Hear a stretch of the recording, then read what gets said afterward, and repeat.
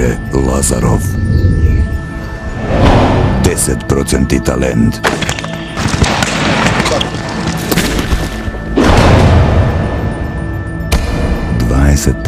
naporna работа.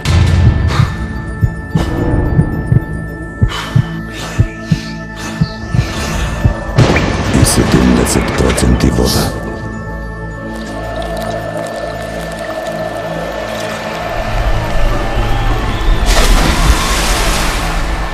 Pelistarka. 100% život.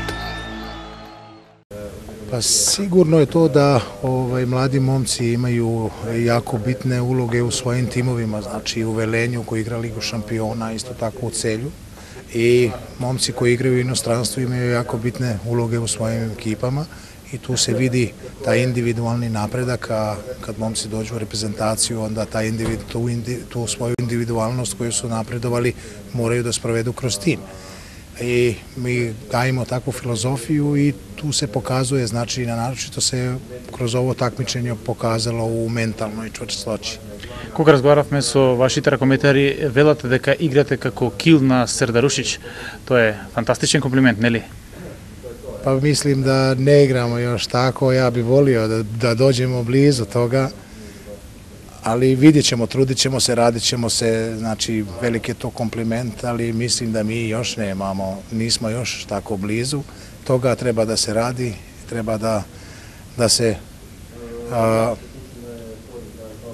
se nađe vremena da reprezentacija još uznapreduje, a sigurno je kad se reprezentacija ide iz takmičenja na takmičenje, ima sve manje vremena gdje može da se uigrava i gdje može da radi, a to znači da smo mi puno toga ovisni o klupskom radu.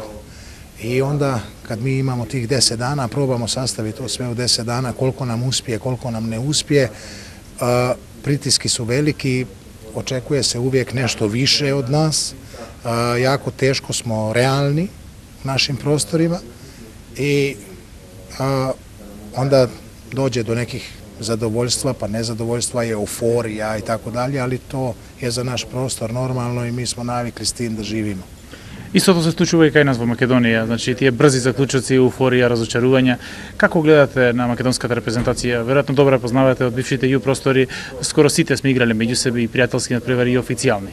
Tako je, znači reprezentacija Makedonije sigurno je jak tim, dobra ekipa, jaki individualci, dobra dva kluba u Makedoniji koji daju gro reprezentativaca, vidi se to. Sad je to faktor sreće, da li se poklopi jedna utakmica ili neko su sa nama poklopile i tako dalje. To sad da mi možemo da se busamo u prsa i da govorimo, to smo mi uradili jer smo znali da ćemo uraditi, ne, mi smo to samo želeli da uradimo i mi smo u toj namjeri uspeli sa znanjem, sa srećom, sa svim tako dalje, ali ja vidim sem reprezentacije Hrvatske, Srbije, sve ostale reprezentacije koje dođu na veliko takmičenje, to je veliki uspjeh. Sad, što to mi očekujemo od toliko male baze, još ne znam šta, koje boje medalja, to je drugi problem.